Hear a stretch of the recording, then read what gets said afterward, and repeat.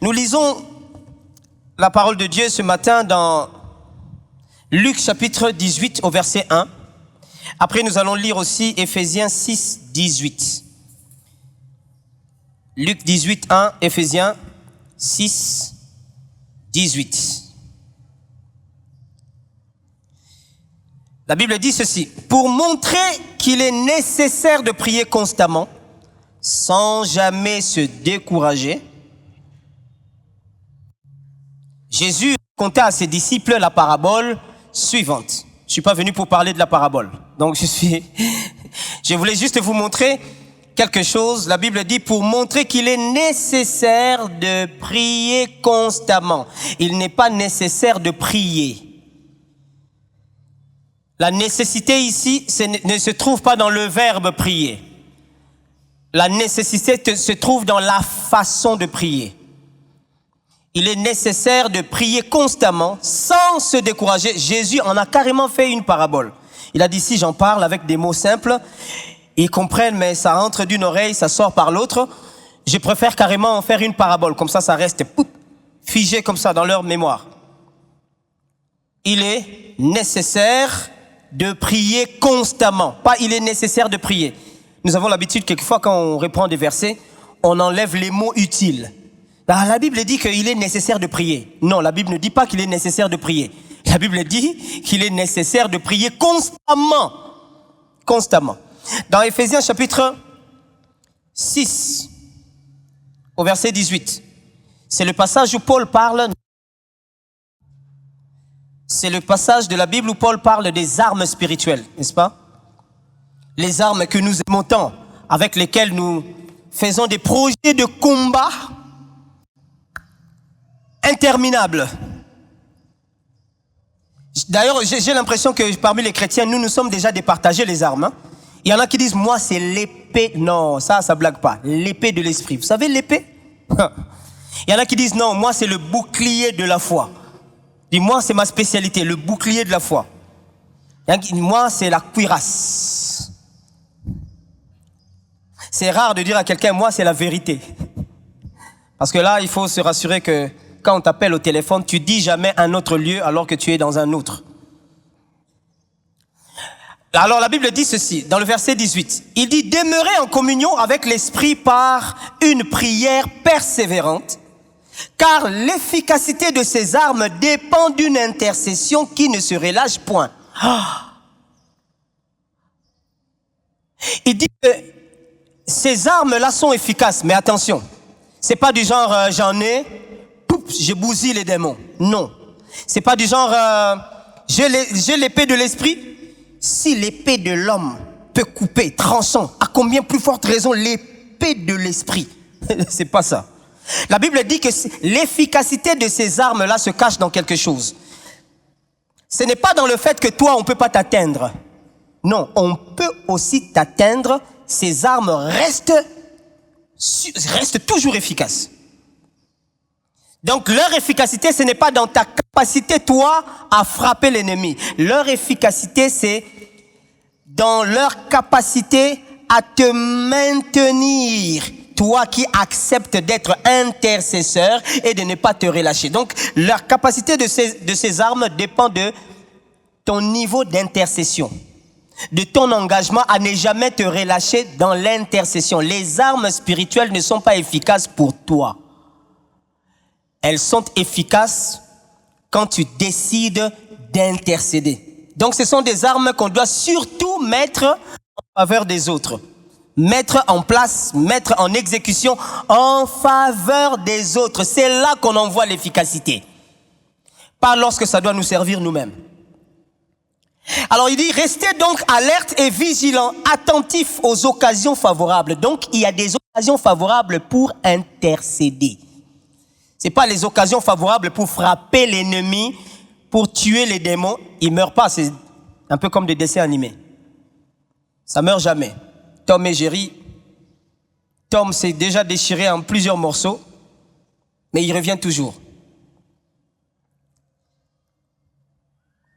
Rempli de l'esprit, plaidant avec instance infatigable pour tout ce qu'il vous aura mis à cœur. Donc les armes spirituelles dépendent de la prière. Quelle prière? Une prière d'intercession.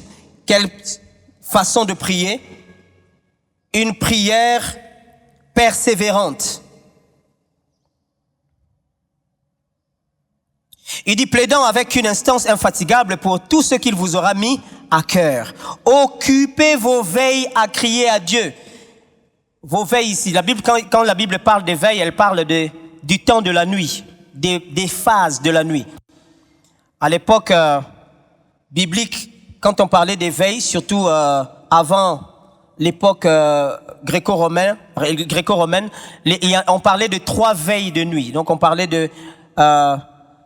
vous savez, chez eux, la nuit commence de 18h jusqu'à 6h. Donc on parlait de 3 veilles de nuit, ça fait 12. Donc quand vous divisez ça par 3, ça vous donne 4 heures. Donc avant, on comptait 3 veilles de la nuit. C'était de 18h à 22h, c'était la première veille. De 22h à quelle heure? À 2h, deuxième veille. Et de 2h à 6h, troisième veille. Mais à partir de l'époque gréco-romaine, et surtout pendant que Paul est en train d'écrire là, on parlait de 4 veilles de la nuit. Les Romains ont changé ça. On parlait maintenant de 4 veilles. Donc de 18h à 21h, première veille. De 21h à minuit, deuxième veille. De minuit à 3h, troisième veille. Et de 3h à 6h, quatrième veille. Paul dit, occupez vos veilles. Donc passez des nuits. À faire quoi? À crier à Dieu. Littéralement, à prier, à intercéder. Il dit ça. À intercéder pour ses serviteurs.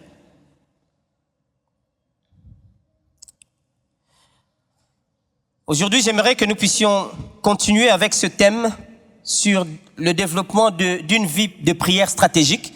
Mais je vous emmène aujourd'hui prier avec stratégie. 2 points, 5 principes. Les principes que je vais partager avec vous ici ne sont pas à prendre comme des dogmes. Je voudrais que vous les preniez comme une carte qui vous aide à vous situer de façon générale. Quand on parle de prière stratégique, qu'est-ce qu'il faut penser tout de suite? Je me rappelle, il y a de cela, je crois, 1 ou 2 ans, nous sommes allés servir Dieu dans un autre pays et on était dans un hôtel. Vraiment un très bel hôtel. Et l'ascenseur qu'on avait l'habitude de prendre, il était vitré là. Donc on pouvait voir à travers, on pouvait voir les gens. Donc on passe des niveaux, on voit... C'était beau quoi. Comme dirait quelqu'un, beau à vida. Et puis, nous, on avait un truc. C'est nous. Vous savez, quelqu'un a l'habitude de dire syndrome de blédard. Quand je suis quelque part, je fais toujours des choses du genre, on va sentir que ça, c'est pas un gars qui habite ici. Alors nous, on faisait un truc, on montait tous ensemble dans l'ascenseur. Tout le groupe. C'était notre groupe de musique, n'est-ce pas? On montait tous ensemble. Nos femmes, on montait tous ensemble. On s'est dit, bon, on peut pas avoir atteint le grammage qu'ils ont placé là. Jusqu'à ce qu'un jour, même que je crois que c'était avant, je ne sais plus si c'était avant ou après. On entre dans l'ascenseur et pendant qu'on était en train de descendre, poup, ça s'est bloqué quelque part. Et le mal, c'est que ça s'est bloqué entre 2 niveaux. Quand ça s'est bloqué, vous voyez, ça se bloque d'abord, poup, vous imaginez, oh, non, c'est pas vrai, et puis, poup, et puis c'est bloqué. La panique totale. Tu sens vraiment que le cortex frontal, là, a reçu un choc dans chacun de nous. Panique, adrénaline à 200%. Et premier réflexe, instinct de survie. On a commencé à appuyer sur tous les boutons qui sont sur le panneau. C'est-à-dire que ce n'est plus le moment de réfléchir, qu'est-ce qui fait quoi, on va appuyer d'abord pour voir ce que ça peut faire. Je me souviens même, l'un d'entre nous a eu l'idée d'aller essayer, je ne sais pas qu'est-ce qu'il a voulu faire, mais essayer d'ouvrir là. Rien ne marchait. Et en plus, on voit que les gens nous voient. Mais bon, je ne sais pas si je vais dire heureusement ou malheureusement, on était avec les dames. Les dames. Elles ont commencé à crier. Jusqu'à ce que, je me souviens, le docteur Atops a dit, la première des choses, c'est qu'il faut qu'on arrête de parler. Parce que là, il faut qu'on économise l'oxygène. Qui va se calmer? Bon, dans pareille situation, nous les hommes, on gère. On parle pas. Ça veut pas dire qu'on a peur, on n'a pas peur. On a très très peur. On parle pas. Les dames, c'est ce qu'il faut jamais leur demander. Non mais, maman, arrêtez de parler. Quand je dis les dames, je dis les dames, hein? Et même la dame aussi. C'est surtout elle d'ailleurs. Et puis, on reste un peu calme comme ça. Et puis, mais on peut pas quand même rester... Arrêtez de parler. Et puis, on a vu la vitre commence à avoir la sorte de brouillard là. Et on se dit, maman nangaye. Mais on peut pas quand même rester... Non, arrêtez de parler. On est en train de faire... Mais quand même, il faut arrêter de parler. L'adrénaline. On voyait quand même comment ils étaient en train de faire un effort. Ils sont allés signaler à la logistique, tout et tout. Et puis, bon, les gars, ils ont pris quand même un peu de temps pour venir, un peu plus de temps pour venir. Et nous, à l'intérieur, on essayait quand même toujours. Ça n'a rien donné. Arrêtez de parler.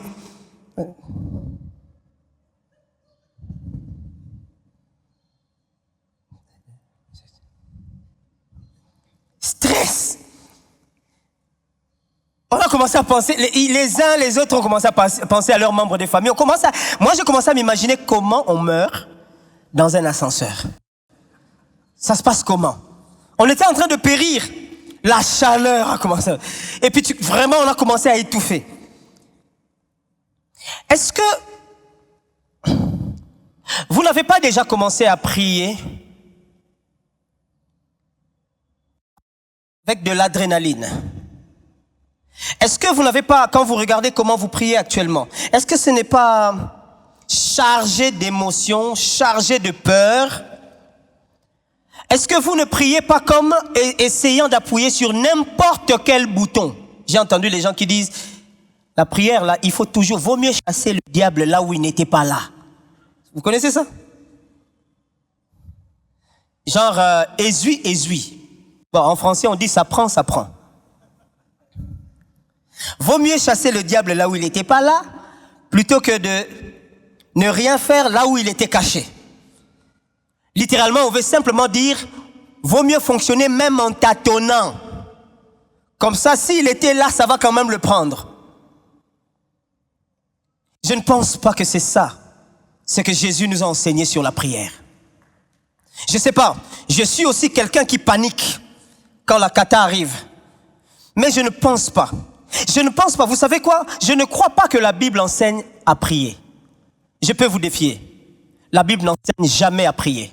La Bible enseigne comment prier.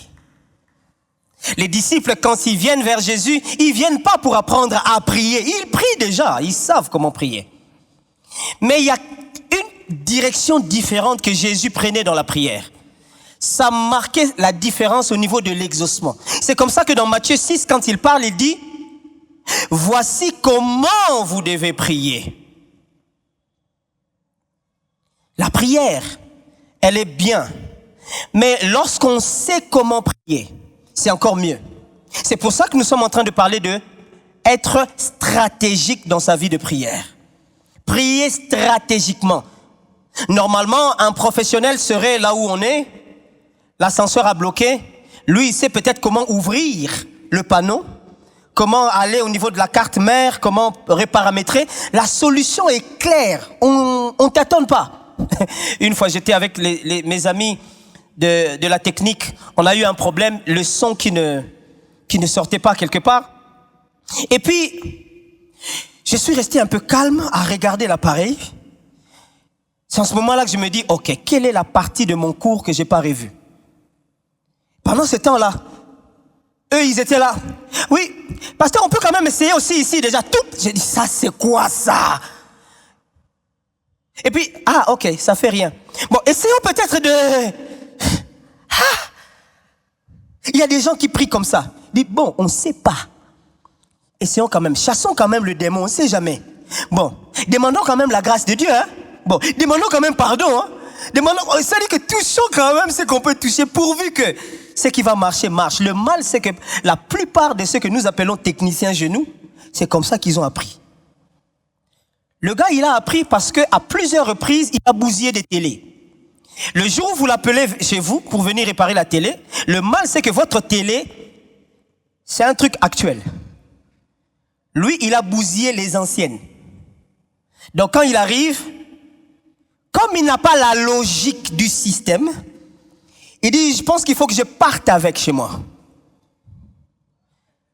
Nous avons aujourd'hui créé des spécialistes en prière, des spécialistes en délivrance. Comment? Il frappait un peu partout, tout. Et puis, il y a un endroit où ça... Ah, ok, ça va. Donc, du coup, je sais comment ça fonctionne. Quand ça vient sur votre cas, bon, là... ça demande, moi, cafou. Hein? Ça demande qu'on aille un peu plus loin. Non! Il est essayiste. Je refuse que votre vie spirituelle soit une vie où vous tâtonnez. Jésus n'est pas mort à la croix pour que nous puissions tâtonner. Jésus n'a même pas tâtonné en mourant. On n'a même pas tâtonné en le tuant. On était en train de remplir un script exact que Ésaïe avait déjà dépeint avant. Des années et des années et des années avant, il a été dit clairement comment il allait mourir. Donc le gars, c'est avec précision, celui qui lui a tiré la barbe par la main là. C'était pas juste comme ça, j'ai aussi une idée, on peut essayer. Non, il l'a vraiment saisi par la barbe, il a tiré parce que Ésaïe l'avait déjà dit. David l'avait déjà dit, son visage ne ressemblait plus à rien. C'est clair, on lui a tiré la barbe à la main aussi. Il n'y avait pas de tâtonnement. Voyez-vous, quand on prie, il y a deux sortes de prières. Le mot n'existe pas, c'est moi qui l'ai inventé. Donc si c'est une femme, c'est une prieuse. Bon, à moins que vous pensiez prieur avec E à la fin. Comme pasteur, avec E à la fin. Demandez à votre voisin, vous êtes quel genre de prieur? Normalement, c'est le moment où vous ne devrez pas me regarder. Si vous me regardez, c'est que vous n'avez pas de voisin. Parce qu'il y a deux sortes de prières. S'il vous a dit, vous êtes quel genre de prière, dites-lui qu'il a un petit souci de diction. J'ai dit, quelle sorte de prière? Il existe des prières réactionnelles. C'est des prières faites sur base d'une émotion. L'ascenseur s'est arrêté. Ah, il faut qu'on puisse agir. On fait quoi? Premier réflexe, il y a des boutons là, essayez d'appuyer n'importe lequel. Il y a des gens qui prient comme ça. L'enfant est tombé malade, qu'est-ce qu'on fait? En même temps, on appelle l'hôpital, en même temps, on essaye de prier, en même temps, un autre essaye de chasser le démon, en même temps, lui dit non, ça marche pas, il y a un autre qui essaye de... Allez, tapons sur n'importe quel bouton. Il y a un bouton qui va certainement faire fonctionner l'appareil. Il y en a même qui sont allés plus loin. Il dit, ça donne pas, allez, pou. Il y en a qui ont prié comme ça. Leur prière, c'est tapoter la télé. Ça donne pas? Tape un peu à gauche. Pou. C'est des prières réactionnelles. On ne sait pas que faire. On essaie d'accumuler des actions pourvu que. Mais il existe aussi des prières stratégiques. Là-bas, quand ça arrive, on cherche à déceler vraiment le problème. Dans tous les cas, on prie. L'être humain a été créé pour une relation passant par la prière. Si vous ne priez pas, c'est que vous priez autre chose. La prière, c'est inévitable. Vous êtes toujours en contact spirituel avec quelque chose. Peut-être avec votre peur, vous priez peut-être votre peur. Mais spirituellement, vous êtes en contact avec quelque chose.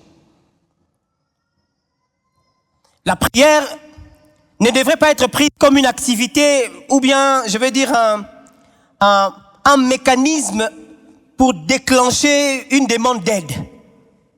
Dès qu'il y a un problème, c'est là que, recourons à la prière. C'est pour ça que nous avons des phrases du genre, excusez-moi, je vais être un peu sincère avec vous, n'est-ce pas? Vous voulez que je sois un peu sincère avec vous?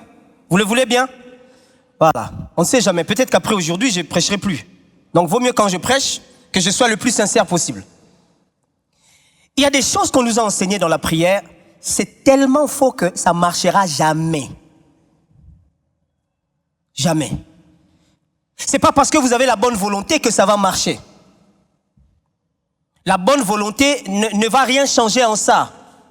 Un système mal compris, même si vous êtes sincère dans la façon d'essayer de l'aborder, vous êtes sincèrement faux dans ça. Tellement qu'on nous a mal enseigné la prière, ceux qui nous l'ont enseigné comme ça, c'est pas de leur faute non plus. Ils l'ont appris comme ça. Que j'entends les gens dire, bon, on a tout essayé, ça n'a pas marché, prions seulement. Hein. Ah, vous reconnaissez dans ça qu'il y a une mauvaise compréhension de la prière. Prions seulement. Et puis quand on dit prions seulement, il y a une autre phrase sous-entendue, quoi. Il y a en filigrane un truc qui dit on ne sait jamais. La prière, c'est un truc, une probabilité insolite, quoi. D'ailleurs, il y a des gens qui disent où on en est arrivé, c'est que c'est seulement la volonté de Dieu qui va se faire. Donc la prière est devenue un truc pour nous connecter à une volonté insolite qui pour le moment n'agit pas en notre faveur. Et puis on se dit, laissons ça comme ça, Dieu lui-même il sait. Je vais reprendre cette phrase du docteur Atoms.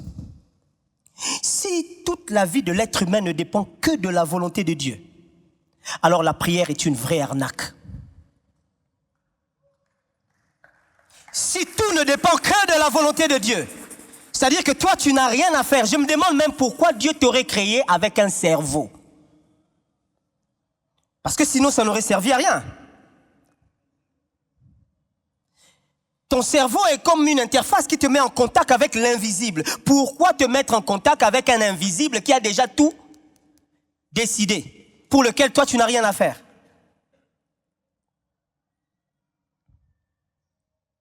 C'est pour ça qu'il est important de connaître comment prier, parce que tous les hommes vont à Dieu par la prière. Vous savez, non? David l'a dit, Psaume 65. Toi qui écoutes les prières, tous les hommes viendront à toi. C'est-à-dire que ils viennent à toi par la prière que tu écoutes. Pas par les plaintes que tu entends. Si nous restons calmes, nous allons entendre. Vous entendez, on dirait des poum, poum, poum, poum, quelque part. Vous entendez. Mais vous ne savez rien écouter de ce qui se passe là-bas. Les pleurs, les cris, Dieu les entend. Mais ce que Dieu écoute, c'est la prière. Jusqu'à ce que vous transformiez ça en prière. Quand je dis Dieu écoute, c'est-à-dire que c'est digne de réponse. Vous pleurez, c'est bien, mais il n'y a aucune réponse aux pleurs. Dieu ne répond pas aux pleurs, il ne répond pas aux cris. Dieu répond à la prière. Pourquoi? Parce qu'il écoute la prière. Alors s'il vous plaît, il est nécessaire, il est impératif à partir de ce moment d'apprendre sur la prière. Et je vous ai proposé donc 5 principes. 5 principes.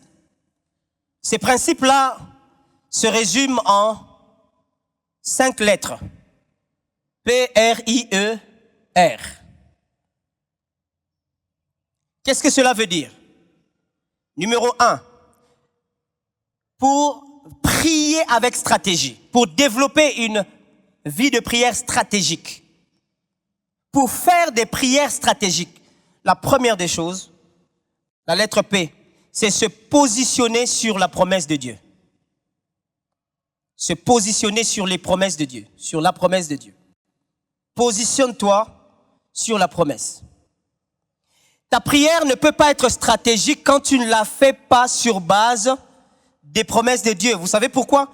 Parce que ce que Dieu a dit, c'est exactement qui il est.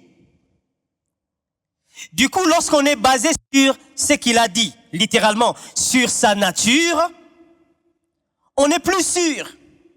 Parce que sa nature ne change jamais. Regardez ce qui se passe avec Abraham. Genèse chapitre 18. La Bible nous dit ceci. Abraham s'approche et dit, vous connaissez l'histoire, Abraham a son neveu Lot à Sodome et Dieu lui dit qu'il va raser par le feu Sodome. Alors la Bible dit, Abraham s'approche et dit, Seigneur, est-ce que tu vas faire mourir l'innocent avec le coupable? Verset 24, à Sodome, il y a peut-être 50 justes. Je peux avoir le verset 24? À Sodome, il y a peut-être 50 justes. Est-ce que tu ne vas pas pardonner la ville à cause de 50 justes qui habitent là? Est-ce que tu vas vraiment les supprimer? Abraham, ça c'est quel genre de prière ça? C'est beau, hein? Écoutez dans le verset 25, c'est encore grave. Verset 25. Sois avec moi s'il te plaît. Non, tu peux pas faire une chose pareille, hein? Abraham dit à Dieu, tu vas vraiment faire ça? Je crois pas. Hein? Je te connais, non? Non, tu vas pas quand même faire une chose pareille. Faire mourir l'innocent avec le coupable. Traiter l'innocent comme le coupable. Je vous rappelle que plus tard, quand le sage va écrire dans Proverbes, il va dire que Dieu prend en abomination le fait d'absoudre le coupable et de condamner l'innocent. C'est une abomination devant Dieu. Et c'est un principe devant Dieu. Je ne sais pas où est-ce qu'Abraham connaissait ce principe, mais il est en train de toucher Dieu dans quelque chose de fondamental. Il dit, Dieu, tu le feras pas, non? Traiter l'innocent comme le coupable. Le juge du monde entier ne peut pas être injuste. C'est impossible. Je ne sais pas qu'est-ce que Dieu ressentait dans son cœur. Hein? Vous voyez peut-être pas. On vous dit qu'en ce moment-ci, votre enfant a fait une crise et il est en train de mourir. Non, mais moi, j'aurais été Abraham. Je cherche tout de suite l'arme qu'il faut pour bousiller les démons qui... C'est clair. Oh Seigneur, j'implore ta grâce, ta miséricorde sur ton peuple. Seigneur, ne les tue pas. Alléluia. Seigneur, je chasse tout esprit qui pousse Dieu à mettre le feu sur Sodome. Vous savez, on appuie sur n'importe quel bouton. C'est-à-dire, le jour où je rencontre un homme de Dieu, Dieu a parlé. Un prophète est venu nous dire que Dieu va tuer toute ma famille. Alors, c'est vrai, est-ce que je cherche la prière? Nous avons commencé à chercher des prières. Non. Qui nous a ensorcelés? On cherche des prières. C'est-à-dire qu'on les récolte comme des contributions. Oui, pasteur Moutipaï. Oui, priez pour moi aussi. Je sais que... Qui est là? Docteur Adams? Non, lui c'est quand même un grand lot. Docteur, oui, pour ma femme, vraiment, nous sommes en train de chercher la prière. On est devenus des quémandeurs de prière. Ce n'est pas pour ça que Jésus est mort à la croix. Je dis, oui, nous sommes en train de chercher des prières. Oui, prions seulement un. Babo y a la prière, tiens. C'est-à-dire que chaque occasion pour prier, prions seulement. Ouais, c'est bien de prier à tout moment. Mais si c'est pour appuyer sur n'importe quel bouton pour que l'ascenseur descende, tu seras déçu. Parce que l'affaire de la prière, ce n'est pas d'abord l'affaire d'une solution que tu cherches. C'est tout à ton avantage que tu considères la prière comme un élément de relation, pas de solution. C'est dans la relation que se trouve la vraie vie. Abraham a un problème là. Il dit ça, c'est une variable. Ça peut changer. Vous savez, quand vous avez un problème, il y a des variables et il y a des constantes. On cherche tout de suite à savoir qu'est-ce qui peut être modifié. On sait que ça, c'est gérable. Mais ce sont les constantes qu'on cherche. On se dit, ça ne change pas. Comment on peut faire? Abraham regarde et dit, Sodome, Gomorrhe, ça peut... Ce sont des variables. Ce qui ne change pas, c'est la nature de celui qui vient de dire qu'il va détruire. Sa nature ne change pas. Si on arrive à le toucher, lui, quelque chose peut être fait. Il dit, mais tu vas vraiment détruire? Abraham, pour la première fois dans la Bible, il va faire un appel à la jurisprudence divine. On dirait vraiment un avocat, quoi. Il dit, allez, votre honneur, voyons les choses en face. Vous êtes juste. Allez-vous permettre vraiment qu'un juste soit détruit ensemble avec le coupable. Ça, ce n'est pas de ta nature. Pourquoi? Parce que ce qu'il est ne change pas. Ce qu'il a dit ne change jamais. Vous voulez être stratégique dans la prière? Allez chercher ce qu'il a dit. C'est dans ça que votre prière est efficace. À combien plus forte raison nous tous qui avons accepté Jésus-Christ comme Seigneur et Sauveur aujourd'hui? Vous savez pourquoi? Parce que la Bible dit ceci. 2 Corinthiens chapitre 1, au verset 20. La Bible nous dit ceci. Car toutes les promesses de Dieu trouvent en Christ leur réponse, c'est-à-dire oui. C'est pourquoi par lui, nous disons Amen. À la gloire de Dieu. Par qui? Par Jésus, par Christ. C'est par Christ que nous disons Amen. On ne dit pas Amen parce que ce que le prédicateur a dit, tu as senti, ça vraiment, c'est à moi. Comme ça qu'on a commencé même à... On est quémandeur de tout, quoi. On a commencé même à demander les Amen. Donne-moi un Amen. Tu vois, tu as donné. Donne-moi un Amen. Mais tu le fais, alors pourquoi tu ne le fais plus? On devrait dire Amen, pas parce que quelqu'un a parlé. On devrait dire Amen parce que la promesse que je viens de découvrir, en fait, en Christ, il y a déjà un oui pour ça. Or, où réside Christ?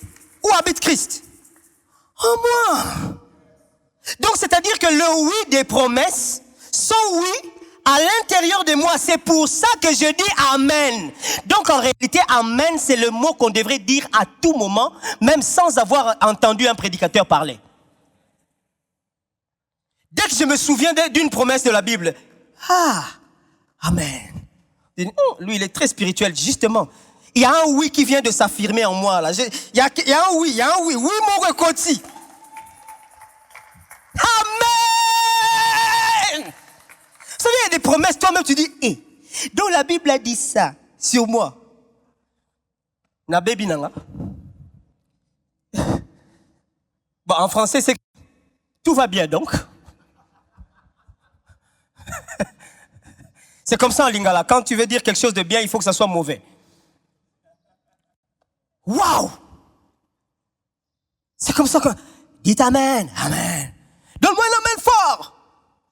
Donne-moi un Amen et je te bénirai. Bon, en fait, ils font ça par réflexe. C'est pas qu'ils sont mauvais. Ils font ça par réflexe. Mais en fait, on ne doit pas te faire dire Amen. C'est toi qui réalises que la promesse est oui déjà. Je n'étais pas encore né. Une promesse a été donnée. Et à cette promesse-là, il y a déjà eu un oui. On a juste pris et celui en qui la promesse devient oui, et le oui et la promesse, on l'a installé en moi. Abraham reste sur qui Dieu est. Vous ne pouvez pas négocier avec le ciel sans savoir ce que le ciel a dit. On ne négocie pas avec le ciel sur base de rien. Il faut des documents. C'est pour ça qu'un mature dans les choses de Dieu, quand il prie, il dit, Père, tu as dit. C'est pour ça que je demande telle chose. Je ne le demande pas parce que juste j'ai le plaisir, parce que, allez, je dois appuyer sur un bouton. Je le demande parce que tu l'as dit. Et ce que tu as dit ne peut jamais être révoqué. Et pour nous démontrer que ça ne peut pas être révoqué, tu as envoyé Jésus. Vous savez quoi? Même quand vous ne connaissez pas tout ce que Dieu a dit, Jésus est l'ensemble de tout ce que Dieu a dit. Il est la parole de Dieu. C'est-à-dire que Dieu sait qu'il y a des choses qu'il a dites que vous ne connaissez jamais. Il a, comme on dit, embodied. Il a donné à ça un corps. Il a fait fonctionner. Et il a placé. Donc, les promesses dont on parle ici, tu ne les connais pas encore. Mais ça existe déjà. Ça a été installé en toi par le Saint-Esprit qui est venu imprimer en toi la personne de Christ, qui est la parole de Dieu faite chair. Quand tu pries, toi, tu pries comment? En catastrophe ou bien avec la parole de Dieu? Je voudrais t'exhorter à prier la parole de Dieu. C'est pour ça que, quand la cata arrive, tu es perdu. N'attends pas qu'une situation mauvaise arrive. Prends une relation avec la parole de Dieu. Commence à connaître. En fait, vous savez, la parole de Dieu, c'est pas une sorte de corvée qu'on nous donne. Quand on te dit lis la parole de Dieu, c'est pour que tu puisses comprendre les choses qui ont déjà été promises pour toi. Parce que ça te permet, dans ta prière, d'être plus à l'aise. Dès que l'ascenseur s'est arrêté, tu dis, Père, tu avais dit telle chose, et moi, je m'accroche à ça. Abraham s'accroche à qui Dieu est.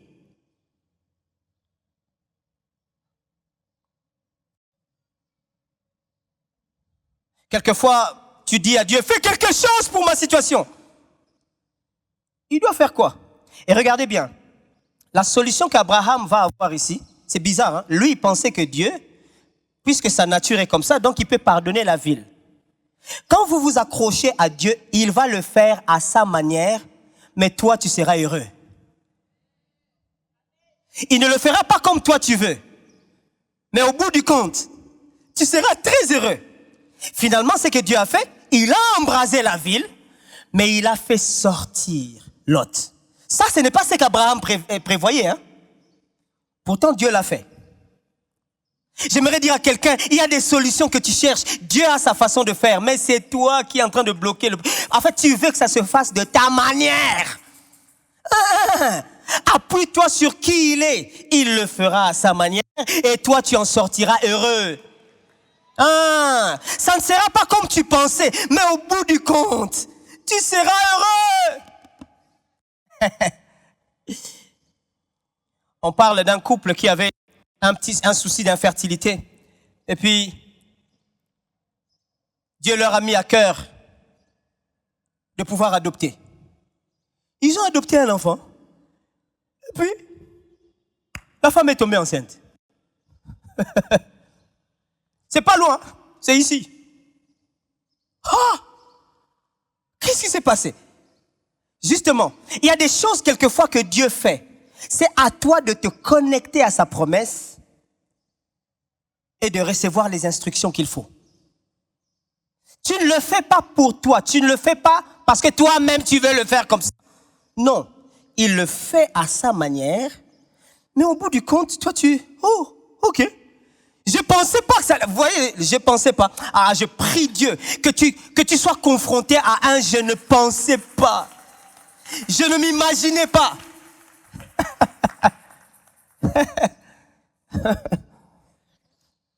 J'ai vu l'histoire de cette femme qui a épousé un homme et puis on a découvert qu'elle avait une maladie. L'homme m'a dit non, je ne peux pas vivre avec toi avec cette maladie parce que cette maladie fait qu'on ne peut pas avoir d'enfant. Et puis la femme là a été rejetée. Mais cette femme a pris soin d'un bébé. Elle a adopté un bébé, elle en a pris soin et elle souffre d'une maladie, vous savez, la maladie qui fait que quelqu'un ne se développe pas comme il faut. Donc il est resté un peu comme un enfant, elle a des tics dans son corps, comme si son corps n'a pas grandi. Elle a pris soin de ce bébé-là, elle a nourri le bébé. Aujourd'hui, le bébé, c'est une athlète qui a gagné un grand prix dans les Jeux Olympiques. Et puis, la femme est connue pour avoir élevé un bébé rejeté qui est devenu une star. Il y a des choses que Dieu fait, ça ne relève que de sa nature. Mais nous, notre part, c'est de rester attaché à sa nature, à ses promesses. Deuxième des choses. Donc en fait, ce que je veux te dire ici, arrête de prier ton problème. Prie la parole de Dieu. Prie la parole de Dieu sur ton problème. Ne prie pas ton problème. Deuxième des choses, la lettre R. Régler ton cœur. Règle ton cœur. Dis à ton voisin, règle ton cœur. Règle ton cœur. La Bible nous dit dans Daniel chapitre 9, Daniel était en captivité avec son peuple, même si lui, il était à côté du roi. Il se rend compte que la prophétie, telle que mentionnée, 70 ans après ou 70 ans après, il devrait s'accomplir. Donc, il devrait être libéré. Moi, j'aurais été à la place de Daniel. Hey! C'est-à-dire qu'on va récupérer les années que les sauterelles ont dévorées. C'est seulement ce genre de verset. On n'a même pas lu le contexte, on n'a jamais lu le chapitre, mais on sait que c'est ça que les gens disent. Et puis, il y a des gens qui prient avec des versets qu'ils n'ont jamais lus. Ils ont juste entendu. Il faut arrêter ça, s'il vous plaît. C'est comme ça qu'il faut voir comment les gens récitent les versets quelquefois. Je me souviens une fois, ma mère était en train de... On lui parlait d'une situation compliquée. Une situation vraiment compliquée qui est arrivée à quelqu'un. Papa, tout concours vient de ceux qui aiment Dieu. J'ai dit, maman, il n'y a pas de concours là-bas. Il n'y a pas de concours. On n'est pas en train de... Il n'y a pas de compétition là-bas. Aucune compétition ne vient comme ça. Tout concours vient de ceux qui aiment Dieu. Dieu est gentil. Il est très gentil. Quelquefois, il te regarde. Alors Daniel, au lieu de se mettre à soulever le peuple, pour dire que la prophétie avait dit, donc c'est le moment de soulever le peuple. Allez, on crée une sécession quelque part. Qu'est-ce que Daniel fait? Dans le verset 4. Moi, Daniel, j'adresse au Seigneur, mon Dieu, cette prière pour avouer les fautes de mon peuple. Oh! Ah, Seigneur, Dieu grand et terrible, tu gardes ton alliance et ton amour envers ceux qui t'aiment et qui obéissent à tes commandements. Nous avons désobéi, nous avons fait le mal.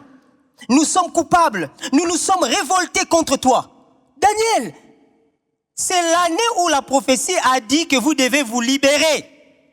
Justement, Daniel sait qu'on peut se libérer physiquement et rester captif intérieurement.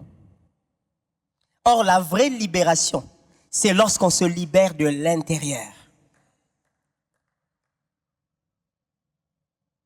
J'aimerais insister sur ce point ici. Parce que Dieu veut que j'insiste ici. Parmi les choses qui bloquent tes prières, c'est l'état de ton cœur. Tu ne peux pas garder l'amertume comme ça dans ton cœur pendant des années et des années. Ça bloque ta prière.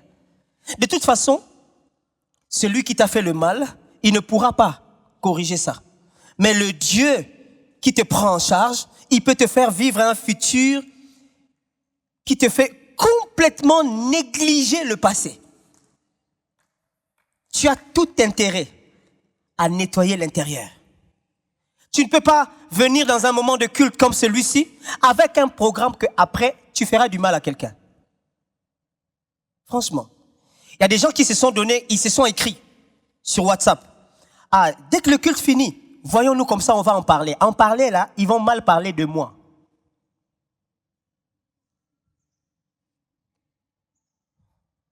Vous imaginez? On est dans un culte en entendant qu'on calomnie quelqu'un. Qu'est-ce que vous cherchez dans le culte?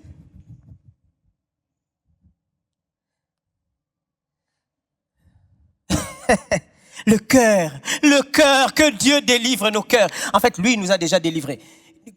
Que Dieu nous aide à accepter la délivrance de nos cœurs. Mouté Makak, qu'est-ce qui détruit nos familles? Le cœur. Qu'est-ce qui détruit notre pays? Le cœur. Qu'est-ce qui détruit l'Église? Le cœur. La Bible dit, qui peut connaître ce qu'il y a dans l'esprit de l'homme? Je disais ça ici mercredi. Si ce n'est cet homme lui-même. Je préfère encore, je le disais, je préfère encore que tu me voies, pasteur Rigaud. Tu me dis, en tout cas, pasteur, de un, je t'appelle plus pasteur. Bon, c'est pas grave. De deux, je veux que tu saches que je t'aime pas et que je peux pas dire du bien de toi. Le jour où je rencontrerai quelqu'un, me dire que j'ai rencontré pasteur Rigaud, il parlait pas bien de toi, je dirais, je le sais, il me l'a dit à moi-même. Plutôt que tu me vois, je souris avec toi. Mais après, tu vas parler mal de moi. Pourquoi? Demande à ton voisin, why?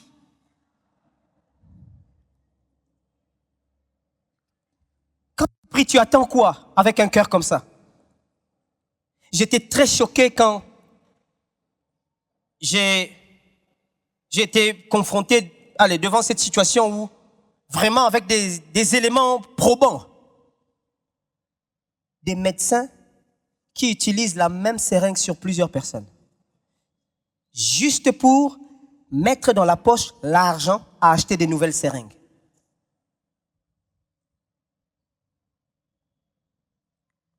Qu'est-ce qui s'est passé?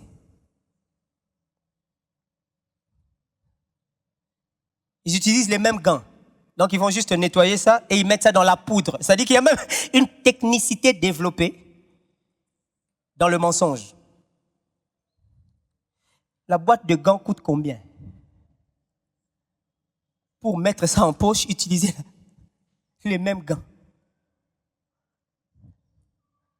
Why? Pour aboutir à quel résultat? Malheureusement, il n'est pas venu au culte aujourd'hui. Celui-là dont je parle. Il est loin, il est resté à la maison. Et son téléphone n'a pas de méga pour suivre ce culte. Sinon, si vraiment il devrait entendre ça, je ne sais pas s'il va continuer à faire toujours la même chose. Je vous ai dit. Pourquoi? Pourquoi détruire le nom de quelqu'un là où il a la seule... Toi, tu as beaucoup d'opportunités. La seule opportunité qu'il a, tu le détruis. Tu gagnes quoi quand lui, il est détruit? Rien. On ne te paye même pas. Donc en fait, c'est diabolique. Il n'y a que Satan qui fait le mal, un mal qui ne lui paye rien de bien. Revoyons nos cœurs. Revoyons nos cœurs. La Bible dit dans Psaume 66, David est en train de dire, si j'avais conçu l'iniquité dans mon cœur, Dieu ne m'aurait pas exaucé. C'est David qui le dit. Il dit, l'exaucement que j'ai reçu là, c'est parce que j'ai nettoyé mon cœur. Si j'avais conçu l'iniquité là, je n'aurais pas reçu l'exaucement. Il y a des exaucements bloqués juste à cause de l'état du cœur. L'état du cœur. L'état du cœur.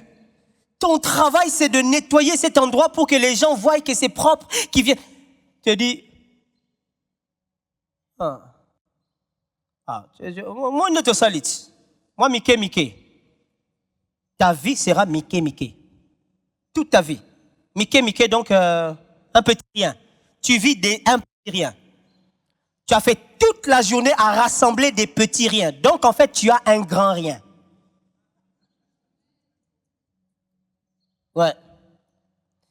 Parce que dans leur imagination, ils se disent, si je reçois ici, je reçois, en fin de journée, je me retrouve avec un gros paquet. Tu te retrouves avec un gros rien. Donc, en fait, tu as passé la journée à t'amasser rien.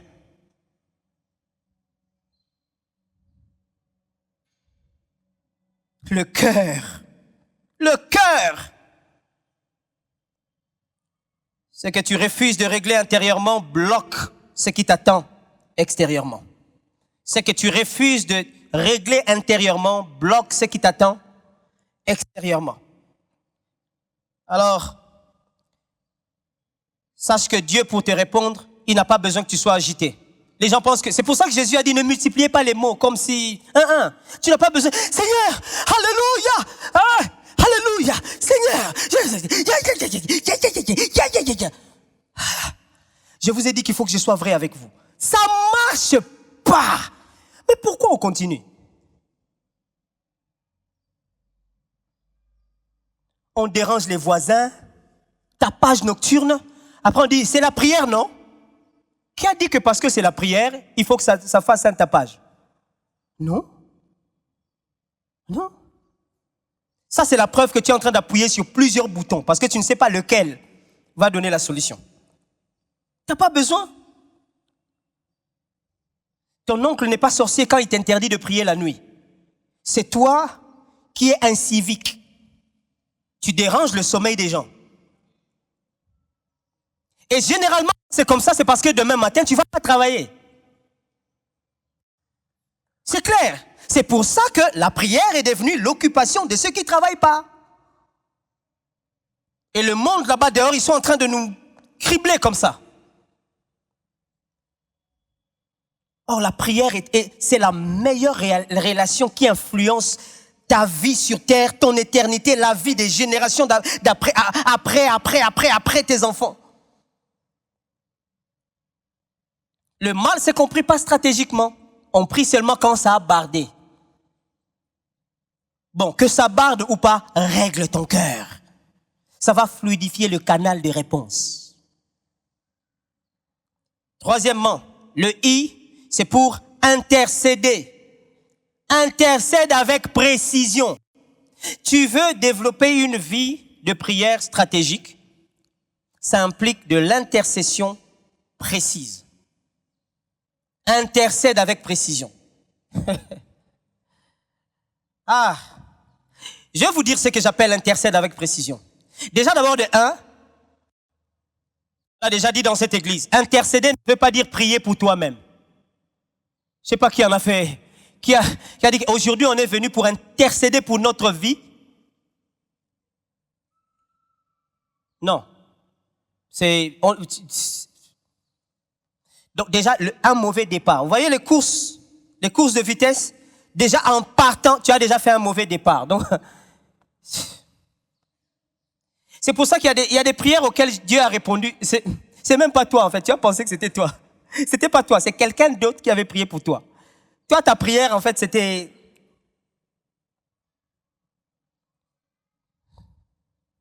Dieu est tellement gentil que il a cherché à utiliser quelqu'un d'autre.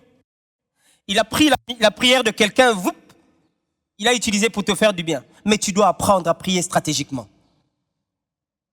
Intercession, ce n'est pas prier pour soi-même. C'est se laisser être percuté, court-circuité par la pensée de Dieu dans la prière. Et généralement, ça va être pour quelque chose, ça va être pour quelqu'un.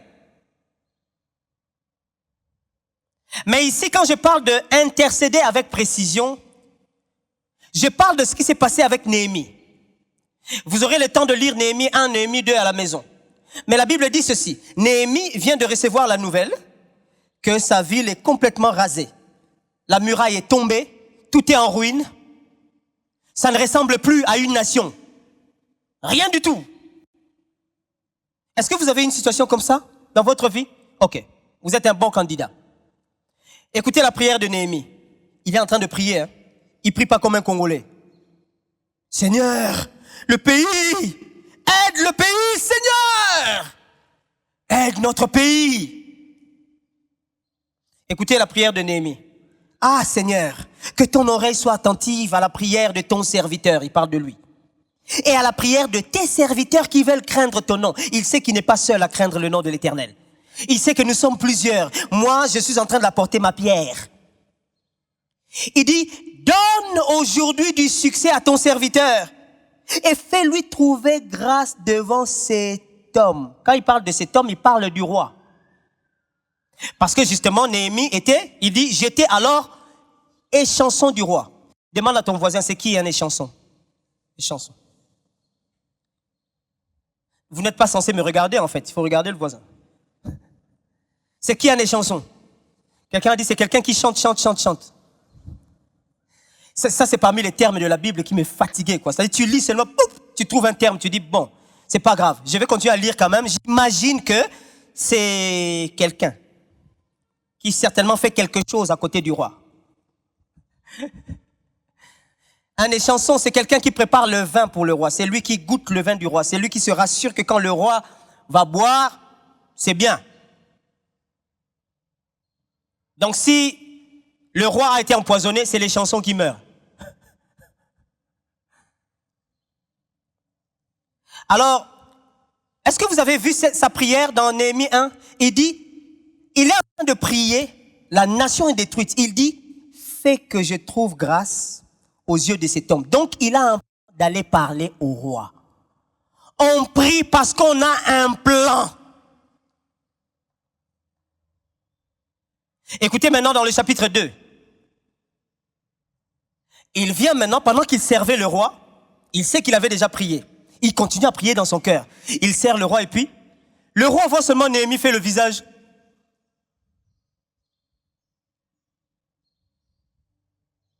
Le roi dit, Néhémie, qu'est-ce qui se passe? Est-ce qu'il y a un problème? Tu sais, quand tu as déjà prié, hein, va maintenant jouer ton rôle. Hein? Quand tu as prié, va jouer ton rôle.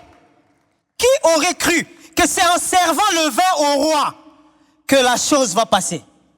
J'imagine Néhémie dit, bon, comme j'ai déjà prié, j'imagine qu'il a répété ça au miroir pour dire que bon, comme ça quand il verra.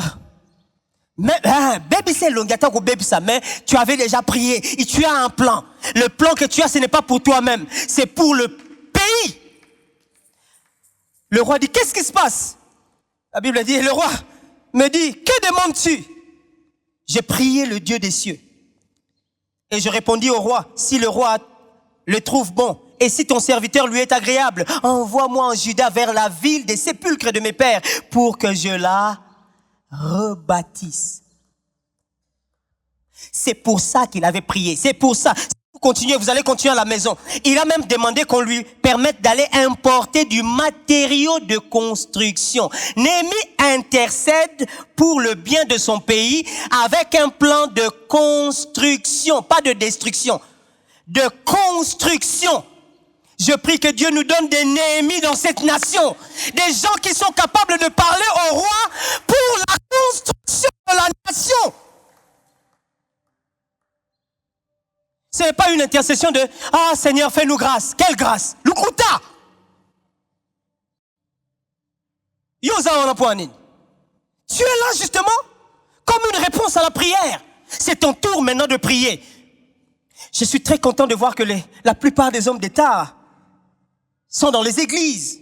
Et nous sommes, je pense que nous sommes parmi les rares pays du monde où les hommes d'État sont vraiment dans les églises, ils prient, tout et tout, c'est très bien.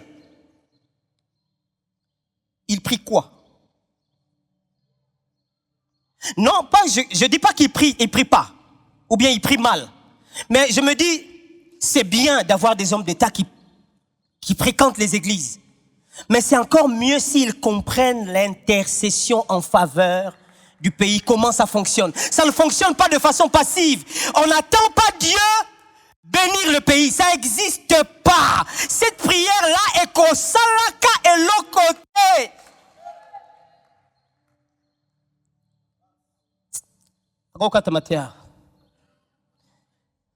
Et comment je dois vous le dire? On prie avec un plan. Je vais construire. Comme je vais construire, j'ai besoin de quoi? Il y a un plan, il y a un projet qui doit exister.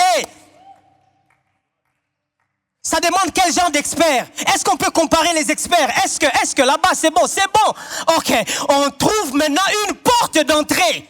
C'est là qu'on dit à Dieu, fais grâce à ton serviteur, qu'il trouve grâce là-bas. Parce que quand on est là-bas, on ne remplit pas soi-même. C'est là qu'on parle pour trouver le nécessaire afin de... C'est Dieu qui le dit. Dieu dit, il cherche un homme comme ça. Ézéchiel chapitre 22. Il dit, je cherche parmi eux un homme qui élève un mur,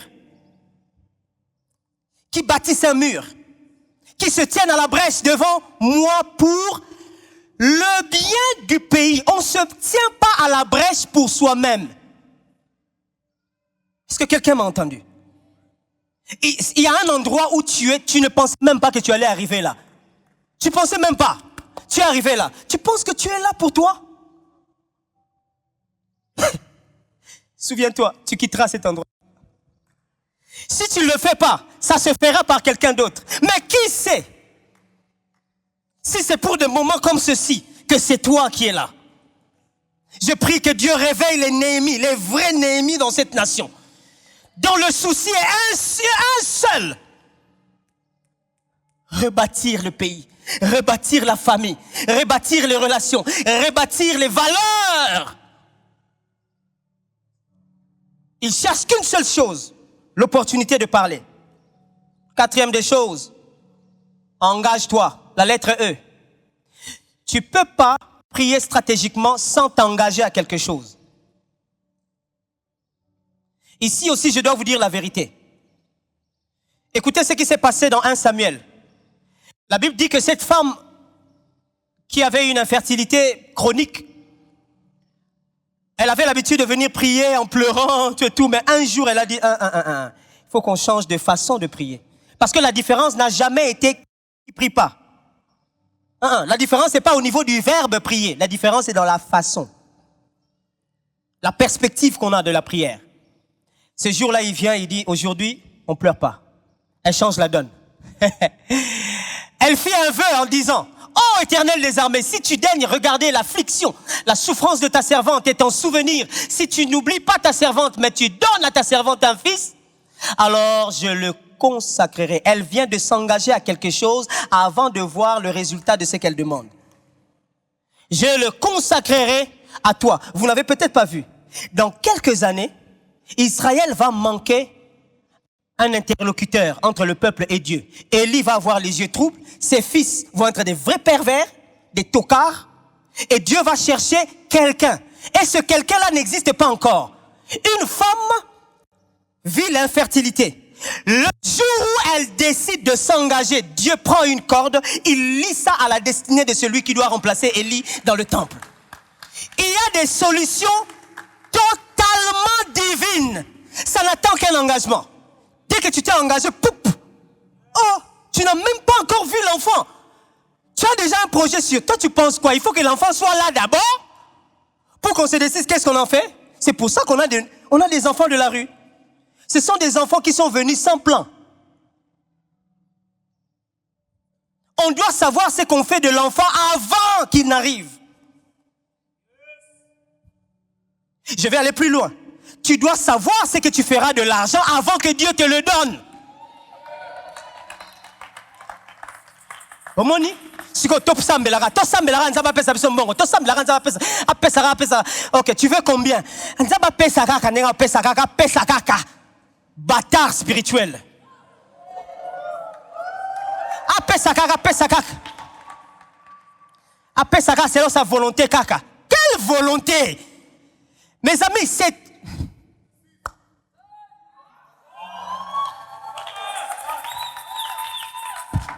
le niveau de dépense que tu fais là. Mais tu te mets à demander de l'argent à Dieu. C'est-à-dire, c'est comme si Dieu te mettrait de l'eau dans un seau troué, quoi. Et le pire encore, il y a des gens, vous savez, ces genres de personnes qui, tu dis, OK, on va faire une affaire. OK, je vais t'envoyer de l'argent par mobile money. C'est bon. OK, après tu envoies de l'argent. Tu l'appelles. Tu avais fait, j'avais oublié de te dire que j'avais une dette de M-Pesa. Sorcier. Mais là où vous ne voyez pas la gravité, c'est que la dette, c'est déjà pas bien. Lui, il a dépassé le niveau de la dette. Il a dépassé le niveau de la conscience de la dette. Il est inconscient qu'il a une dette. Donc ça dit qu'à comme moi, Moussika, c'est plus loin. Oublier qu'on a une dette. Accepter qu'on t'envoie de l'argent. Après, tu te rends compte que j'avais une dette. Non, ça c'est un niveau alcoolique. Ça dit que c'est pareil à un alcoolo. Tu as même oublié que tu as la dette. Donc tu as déjà oublié comment tu gères mal l'argent, mais tu pries 40 jours de jeûne et prière que Dieu te donne l'argent. Je peux aller encore plus loin. Tu demandes un travail, mais toutes tes journées, tu ne fais qu'une seule chose. Tu regardes la télé. Le travail que tu demandes, les compétences qui viennent avec là, tu les prends quand? Quand tu es engagé, c'est là que tu commences à dire, bon, je vais faire une formation. Quelle formation? Quelle formation? C'est comme ça que tu vas devenir un docteur, je ne sais pas moi, un licencié. Ça dit c'est avant, on se prépare pour les compétences avant que ça n'arrive. Parce que, vous savez quoi? Quelquefois, Dieu ne répond pas à ce que tu demandes. Il répond à ce que tu prépares. Quand tu te prépares, il y a des choses même que tu ne demandes pas. Mais parce que tu t'es mis à préparer, c'était déjà une stratégie de prière. Non, je sens qu'il faut que je fasse une formation. Je sens qu'il faut que même Facebook commence à t'enseigner que ceux qui fonctionnent avec l'IA, même Facebook, ça vient tous les jours ces vidéos-là. Quelqu'un a été licencié, et il est allé, on lui a dit, à partir d'aujourd'hui, quelqu'un d'autre prend ta place. Parce que vous regardez pas ces vidéos-là. Il dit, mais pourquoi? J'ai toujours bien fait mon travail. Oui, mais il y a quelqu'un d'autre qui fait mieux. Lui, il travaille avec l'IA. Ils ont même fait une vidéo avec des chiens. Des chiens, veste, costume, comme ça. J'ai vu maman chien qui dit à son mari, tu vas pas, ton travail, tu ne m'achètes plus les habits, tu fais plus ceci. Il a dit, chérie, je dois demander une augmentation au travail pour ça. Il dit, oui, demande une augmentation. Le gars, il va demander l'augmentation. Le gars, là, c'est un chien. Il va demander l'augmentation. C'est les gens qui font ça, franchement. Il dit, patron, j'ai souvent travaillé, je suis fidèle, je veux une augmentation. Le patron lui dit, oui, mais c'est sur base de quoi? Fred, si c'est l'autre là, ils font plus que toi, ils travaillent avec l'IA, ils sont plus vite que toi. Na Facebook, comment t'es? Toi, tu dis, non, l'IA là, c'est les 666, c'est les trucs. 660 quoi? Rouler à papier. Les choses avancent. La vitesse à laquelle tu pensais que le monde roulait là, il y a de cela une année, ça a déjà changé. Oh, toi déjà, il y a de cela une année, tu sais pas à quelle vitesse le monde partait. Toi, tu es encore à 1900. C'est-à-dire que toi-même, quand tu donnes des exemples, c'est des exemples de... Non, mais nous, on avait bien réussi en 1900. Tu veux conduire toute une foule de gens comme ça, avec la mentalité de 1900. Donc, tu fais tes choix sur base de 1900. Tu choisis les collaborateurs sur base de 1900. C'est normal que tout est en train de s'écrouler comme ça. Hey! Quel est l'engagement que tu prends aujourd'hui? Dieu va te les donner. Mais quel est l'engagement?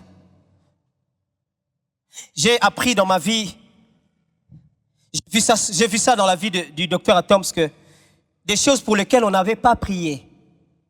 Mais ça lui est arrivé. Mais la façon dont il fonctionne dedans, tu dis, oh, toi tu étais déjà préparé dans ça. Hein? Vous imaginez ça? Vous pensez que c'est rien faire autant d'épisodes de teach comme ça là, vous roulez ça du coup. Même vous ne savez pas que quand il les tourne ensemble comme ça là. 50 épisodes du coup. Et puis on commence à vous lancer un à un comme ça là. Comment un homme peut faire un truc comme ça? Il était préparé. Il dit, Seigneur, c'est là quoi, pasteur Atoms. Moi aussi, je vais aller au Canada. On vient dans ta vie.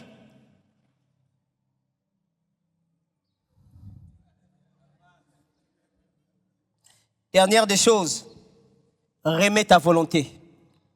Le dernier R, c'est remets ta volonté.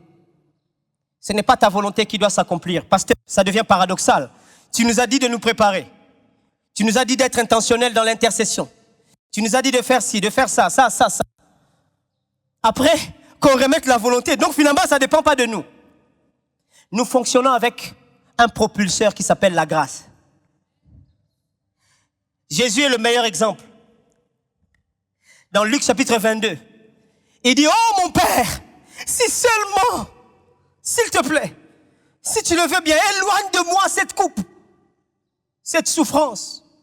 Toutefois, non à ma volonté. Remettre sa volonté fait partie de la prière stratégique. Ça ne veut pas dire annuler tout ce qu'on a fait avant. Tu vois, c'est parce que les gens ont mal compris la notion de la volonté de Dieu. C'est pour ça qu'ils disent que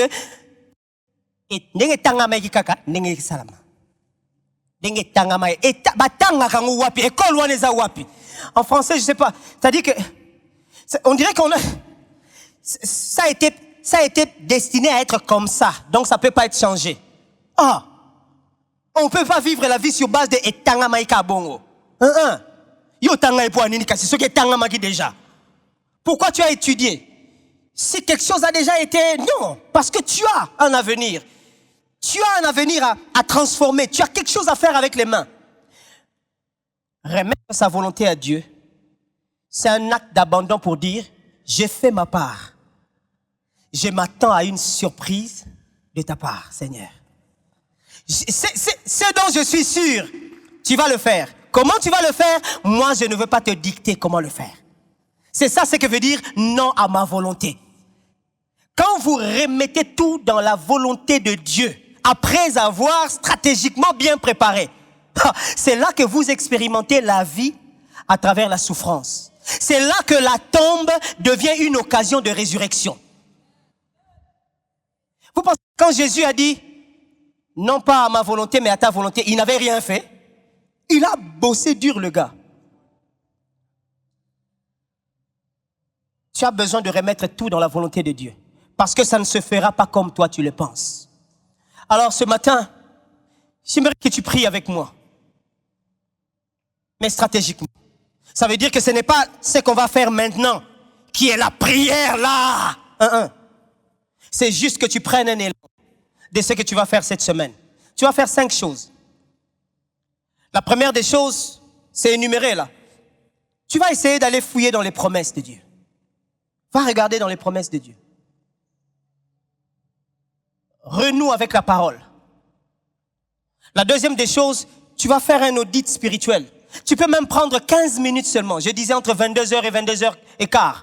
Ou 23h et 23h15. Tu es seul. Vous êtes à deux. Peut-être toi et ton épouse et toi. Passez du temps dans la prière. Passez du temps dans la prière. Dieu peut faire des choses. La prière stratégique, c'est celle qui privilégie la relation. C'est en ce moment-là que la relation impacte sur les catastrophes qui arrivent. Quand vous n'avez aucun crédit dans la relation, votre prière, c'est les boutons qu'on appuie de toutes les manières. Faites un audit de votre cœur. Répentez-vous. Si vous devez parler à quelqu'un, parlez à quelqu'un. Écrivez des prières précises. Faites un projet, intercession précise. Écrivez. Écrivez un projet. Vous êtes ici, vous avez la grâce de travailler dans les institutions de l'État. Vous avez la grâce de parler à la personne qu'il faut. Planifiez ce qu'il faut dire. Priez pour ça. Ça doit être en faveur du pays. Vous pensez que si vous faites les choses en faveur de vous-même, vous serez gagnant. Si le pays est détruit, vous êtes membre de ce pays. C'est-à-dire que même la juridiction spirituelle vous reconnaît en tant que membre de ce pays. Si le pays est pauvre, vous serez pauvre. Même quand vous vous êtes enrichi, vous allez vous appauvrir rapidement. La vraie richesse, ce n'est pas ce qu'on amasse soi-même. C'est quand on enrichit les autres. Engage-toi concrètement. Engage-toi. Tu dois t'engager à quelque chose. Décide de commencer une formation. Décide d'aller étudier. C'est pas là, crois-moi, ça n'a jamais été l'argent le problème. Jamais. Jamais.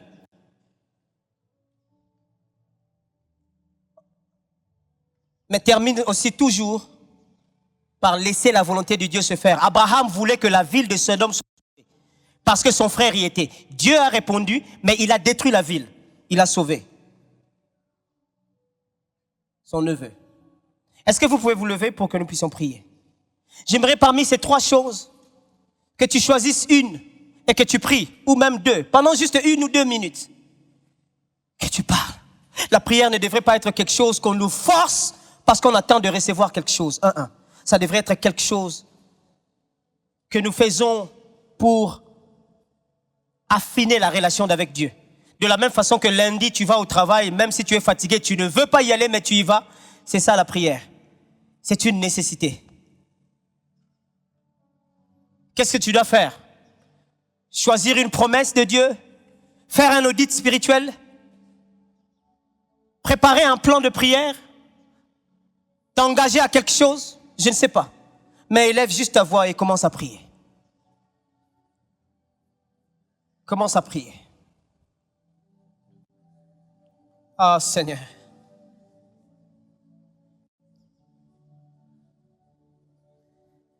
Nous ne voulons pas prier comme ceux qui veulent montrer aux autres qu'ils prient. Nous voulons apprendre à prier dans ton plan. Prier stratégiquement. Nous voulons nous affermir par tes promesses. Tu as tellement dit des choses. Ta parole est remplie de promesses. Quelquefois, nous n'avons pas l'exaucement parce que nous ne touchons pas les promesses. Tu n'agis pas par réaction, Seigneur. Toi, tu es le Dieu qui accomplit ta parole. Donne-nous d'être attachés à ta parole. Donne à ton Église de revenir à ta parole. D'aimer encore ta parole. Que ce soit dans la lecture, que ce soit dans les enseignements. Donne-nous d'aimer ta parole. Donne-nous un amour fou pour ta parole. Parce que nous savons que toutes les promesses qui sont oui en Jésus pour nous, ce ne sont juste pas des promesses en l'air, c'est des promesses qui sont dans la parole de Dieu. C'est dans ta parole que nous découvrons ta nature. Aide-nous, Seigneur, aide ton Église à aimer ta parole. Nous avons été tellement remplis des prophéties, des paroles qui devraient nous encourager, mais ça a placé le surestime en nous. Ça détruit la compréhension de la prière. Oh Père, pardonne-nous. Comme le disait Daniel, pardonne-nous. Nous avons perverti le sens de la prière. Le monde nous regarde, il se moque de nous. Ce n'est pas un problème que le monde se moque de nous. Mais quand nous n'avons aucun résultat, il y a un problème. Jésus, on pouvait se moquer de toi. Mais quand il s'agissait des résultats, tu étais percutant. Nous avons perdu la percussion aujourd'hui dans les résultats. Parce que nous prions mal. Nous demandons mal. Nous sommes mal positionnés. Au lieu de se positionner sur des promesses, nous nous positionnons sur les paroles des hommes. Nous nous positionnons sur des relations avec des hommes. Pardonne-nous, Père. Pardonne l'Église. Pardonne-nous. Nous avons été placés stratégiquement quelque part, mais nous n'avons pas fait bénéficier les autres de ça. Pardonne-nous. Tu nous as fait quitter le pays pour que nous puissions voir quelque chose. Commencer une nouvelle dynamique de vie.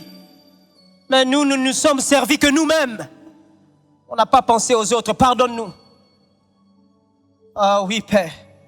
Nous nous engageons à faire bien les choses. À apprendre là où il faut apprendre. À se former là où il faut se former. À investir là où il faut investir. Parce que nous savons que nous avons une mission à accomplir pour plusieurs.